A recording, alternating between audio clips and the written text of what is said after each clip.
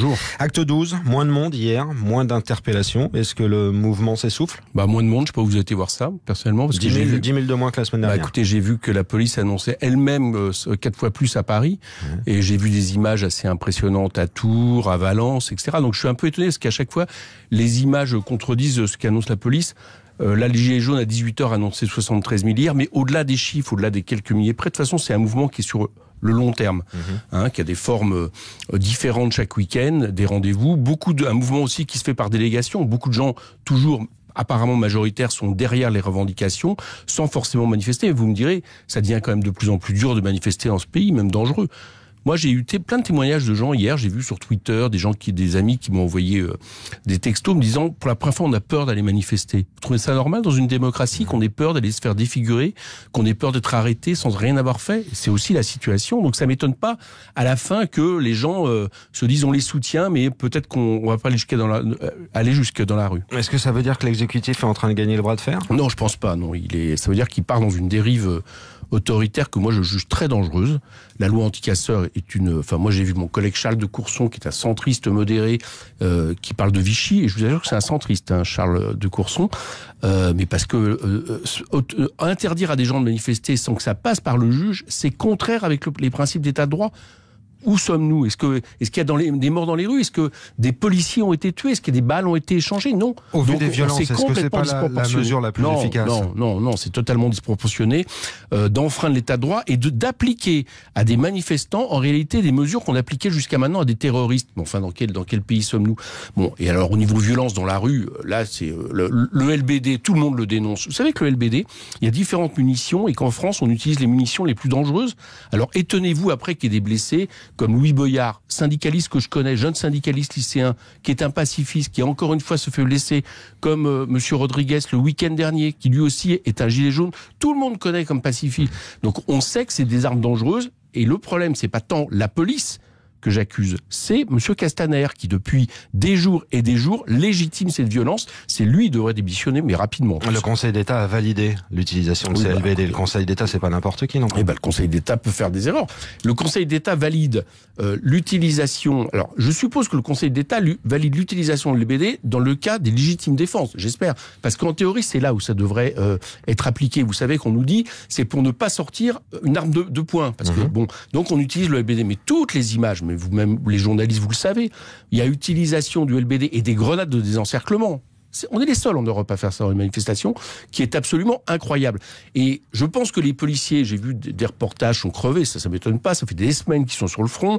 Bon, certains, en plus d'entre eux, à mon avis, peuvent être enclins à faire de la violence, mais c'est une minorité. Mais je pense qu'ils sont crevés dans des conditions où ils servent un peu de fusible au mouvement social, et on les autorise, j'allais dire, à avoir des stratégies qui sont des stratégies qui ne peuvent qu'engendrer la violence. Hier, par exemple, est-ce que vous estimez normal, vous arrivez place de la République, vous avez ce système de NAS maintenant, ça veut dire pour vos auditeurs qu'on comprenne. Vous êtes dans une manifestation autorisée, vous arrivez sur une place, on ne vous laisse plus sortir. Quoi que vous ayez fait, qu'est-ce que vous croyez qui se passe? Si vous avez 2-3 personnes qui balancent quelque chose sur les policiers, et ben après, ça asperge de partout, il y a des LBD, et tout le monde, surtout dans une situation très compliquée. Hier, on laissait sortir, moi j'ai des témoignages de gens qui m'ont dit, on était en couple, on laissait sortir la femme, mais pas l'homme. Bon, enfin, mais où sommes-nous? Une manifestation autorisée?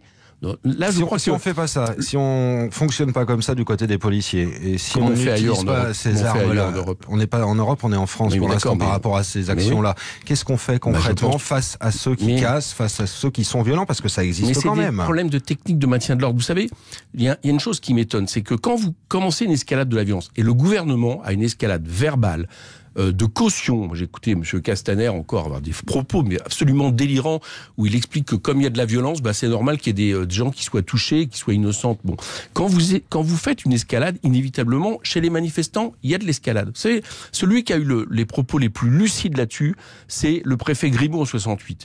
Il disait, et pourtant les policiers étaient beaucoup moins équipés à l'époque, et les manifestants étaient pas plus pacifiques. Moi je regarde des images, vous célébrez tout 68, c'était pas plus pacifique. Qu'est-ce qu'il dit? Il dit que si un de ces hommes tape un manifestant à terre ou arrêté, non seulement il se déshonore, mais il va produire le fait qu'il y aura 10 manifestants pour prendre la relève de ce jeune. Donc vous voyez bien que c'est une escalade terrible. On ne peut pas arrêter un mouvement social par la répression et des mesures autoritaires, à moins de ne plus être en état de droit, et moi je commence à m'inquiéter. Alors en dehors de ces jours de contestation, Éric Coquerel, député France Insoumise de Seine-Saint-Denis avec nous ce matin sur RTL, il y a des débats un peu partout. Emmanuel Macron ira demain en banlieue parisienne, il va recevoir les chefs de parti, dont Jean-Luc Mélenchon dans la semaine, et on avance de plus en plus, et on y travaille manifestement du côté de l'Élysée à l'idée d'un référendum. Est-ce que ça peut être la solution pour sortir de la crise? J'ai vu excusez-moi, je suis en décalage un peu. J'ai vu sortir ça aujourd'hui. Ils en parlaient il y a quelques jours. Manifestement, ils hésitent. Je sais pas très bien. Imaginez qu'à un moment donné, un mouvement social se termine dans une espèce de grand sondage avec des questions fermées. Je crois qu'on ne comprend pas, que M. Macron comprend pas très bien dans quel état est le pays. Est-ce qu'on pense réellement que c'est lui qui va déterminer les questions? Alors, ISF, on n'en parle pas. Il exclut l'ISF. La politique du gouvernement, on n'en parle pas.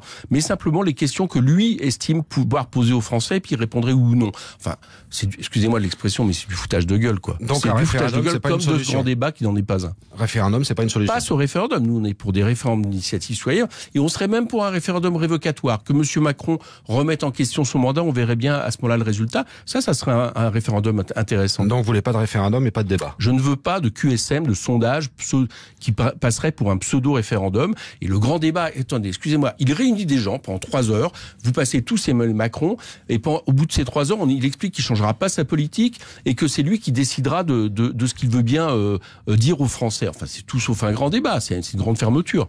Un mot du Venezuela, de la situation du bras de fer dans ce pays qui perdure avec des manifestations en masse hier dans les rues de Caracas. Que doit faire la France par rapport à ce bras de fer entre Guaido et Maduro? Surtout, si elle veut pouvoir jouer un rôle de médiation, comme est en train de le faire intelligemment le Mexique, ne pas reconnaître M. Guaido et arrêter d'aider les États-Unis d'Amérique, qui avec M. Bolsonaro, un autre fasciste au Brésil, en réalité derrière tout ça. La question, c'est pas de supporter ou pas le régime de M. Maduro, c'est de respecter la souveraineté des Vénézuéliens. Hier, il y avait 1 million dans la rue en faveur de M. Maduro, beaucoup de gens aussi en faveur de M. Guaido, qui est un personnage peu recommandable. Intéressez-vous à son existence. Coupeur de rue en 2014, il y a les gens très violents par rapport au gouvernement chaviste. Et je crois que la France doit rester absolument dans une situation indépendantiste. Actuellement en Amérique latine, je le dirais d'un mot, je viens de Cuba.